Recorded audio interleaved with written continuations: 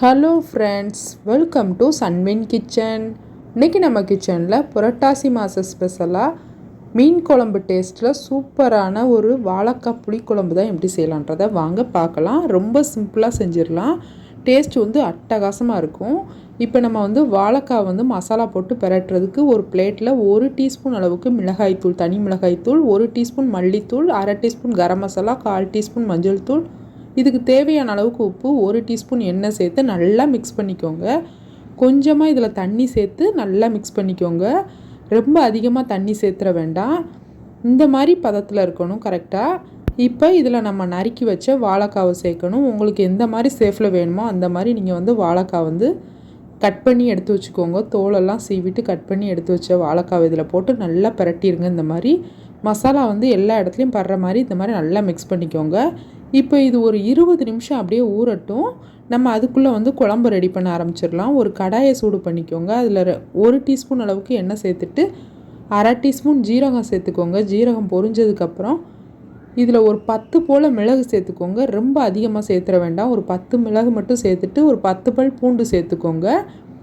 நறுக்கி வச்சுருக்க பெரிய வெங்காயம் மீடியம் சைஸில் ஒரு 2 வெங்காயம் சேர்த்துக்கோங்க.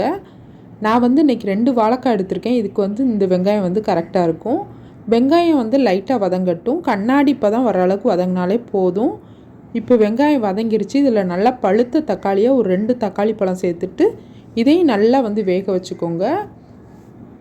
ஒரு முறை கலந்து விட்டுட்டு நல்லா வதங்கினதுக்கப்புறம் நம்ம பார்க்கலாம். தக்காளி நல்லா வதங்கிருச்சு. இப்போ அடுப்பை ஆஃப் பண்ணிவிட்டு நல்லா ஆற வச்சுருங்க. ஆறுனதுக்கப்புறம் இதை ஒரு மிக்சி ஜாருக்கு அப்படியே மாற்றிடுங்க. இதில் இப்போ குழம்பு மிளகாய்த்தூள் நம்ம வீட்டில் அரைச்சிருப்போம்ல, அந்த குழம்பு மிளகாய்த்தூளில் உங்களுக்கு காரம் எந்த அளவுக்கு தேவையோ அந்தளவுக்கு சேர்த்துட்டு கொஞ்சமாக தண்ணி சேர்த்து இதை நல்லா பேஸ்ட்டாக அரைச்சி எடுத்துக்கோங்க. இப்போ இந்த மசாலா ஒரு ஓரமாக இருக்கட்டும். அதே கடாயில் 3 டீஸ்பூன் அளவுக்கு எண்ணெய் சேர்த்துக்கோங்க. எண்ணெய் சூடானதுக்கப்புறம் 1/2 டீஸ்பூன் வெந்தயம், 1/2 டீஸ்பூன் கடுகு சேர்த்து நல்லா பொரிஞ்சதுக்கப்புறம் ஒரு பெரிய வெங்காயத்தை கட் பண்ணி சேர்த்துக்கோங்க. வெங்காயம் ஒரு 2 நிமிஷம் மட்டும் வதங்கட்டும். கண்ணாடி பதம் வர்ற அளவுக்கு வதங்கினாலே போதும். இப்போ வெங்காயம் நல்லா வதக்கியாச்சு.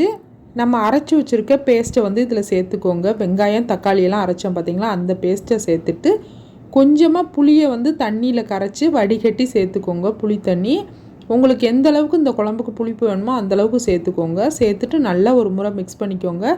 உங்களுக்கு தண்ணி எக்ஸ்ட்ரா வேணும் அப்படின்னு நினச்சிங்கன்னா நீங்கள் கொஞ்சம் தண்ணி சேர்த்துக்கோங்க. குழம்புக்கு தேவையான அளவுக்கு உப்பு சேர்த்துக்கோங்க. உப்பு ரொம்ப அதிகமாக சேர்த்துறாமல் கொஞ்சம் கம்மியாகவே சேர்த்துக்கோங்க. நம்ம வாழைக்காயில் வேறு உப்பு போட்டு பரட்டி வச்சுருக்கோம். அதையும் சேர்க்கும்போது உப்பு கொஞ்சம் எக்ஸ்ட்ரா இருக்கும். அதனால் நீங்கள் பத்தலை அப்படின்னா லாஸ்ட்டு கூட சேர்த்துக்கோங்க. நல்லா ஒரு முறை கலந்து விட்டுட்டு இதை லோ ஃப்ளேமில் வச்சு ஒரு 10 நிமிஷம் கொதிக்க வைக்கணும். குழம்பு நல்லா கொதிக்கட்டும். நம்ம அதுக்குள்ளே வாழைக்காயை ஃப்ரை பண்ணிட்டு வந்துடலாம். இந்த மாதிரி ஒரு ஃப்ரை பேனை எடுத்துகிட்டு அதில் ஒரு 2 டீஸ்பூன் அளவுக்கு எண்ணெய் சேர்த்துக்கோங்க.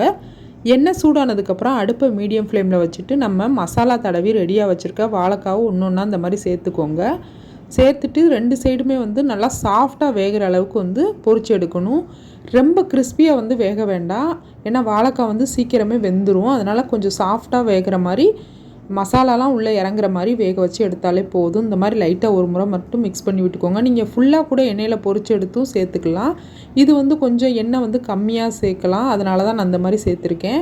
வாழைக்காய் பொரிச்சு ரெடி ஆயிடுச்சு. இப்போ குழம்புமே நமக்கு 10 நிமிஷம் பொரிச்சு ரெடியாக இருக்குது. அதில் சேர்த்துட்டு ஒரு 5 நிமிஷம் மட்டும் கொதிக்க விட்டு இறக்குனீங்க அப்படின்னா சூப்பரான டேஸ்ட்டில் வாழைக்காய் புளிக்குழம்பு ரெடி ஆயிரும்.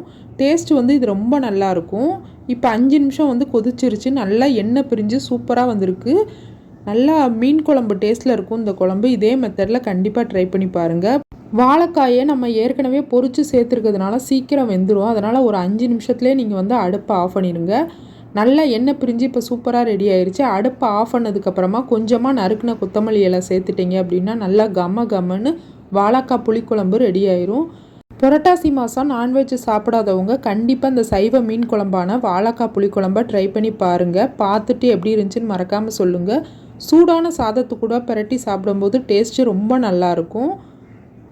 நீங்களும் உங்கள் வீட்டில் இதே மெத்தடில் செஞ்சு பார்த்துட்டு எப்படி இருந்துச்சுன்னு மறக்காமல் சொல்லுங்கள். இந்த வீடியோ உங்களுக்கு பிடிச்சிருந்துச்சின்னா இந்த வீடியோக்கு லைக் பண்ணிக்கோங்க. என்னோடய சேனலை மறக்காமல் சப்ஸ்கிரைப் பண்ணிக்கோங்க. தேங்க்யூ.